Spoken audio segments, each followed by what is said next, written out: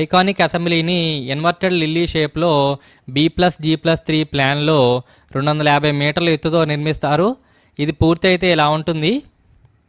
ఈ 3 ఫ్లోర్స్లో assembly hall, central hall, galleries, museum, lift, committee halls etcetera ఇలాంటి facilities ఉంటాయి. 3rd ఫ్లోర్ పైన ఉండే పోర్షన్ని సెంట్రల్ స్పైర్ అంటారు. ఈ స్పైర్లో వ్యూయింగ్ గ్యాలరీస్ ఉండి అసెంబ్లీ టిప్ వరకు లిఫ్ట్ ఉంటుంది, అంటే టాప్ వరకు లిఫ్ట్ ఉంటుంది. ఈ అసెంబ్లీ చుట్టూ పాలవాగు నీరు ప్రవహించేలాగా డిజైన్ చేశారు. అసెంబ్లీని 2 ప్యాకేజెస్గా డివైడ్ చేశారు. 3rd ఫ్లోర్ వరకు ప్యాకేజ్ 1, దానిపైన ఉండే సెంట్రల్ స్పైర్ని ప్యాకేజ్ 2గా డివైడ్ చేశారు.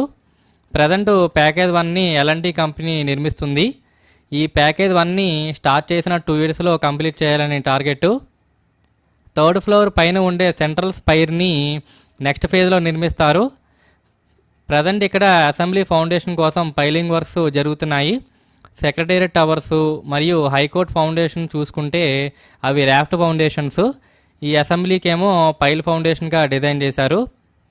ఈ పైల్ ఫౌండేషన్స్లో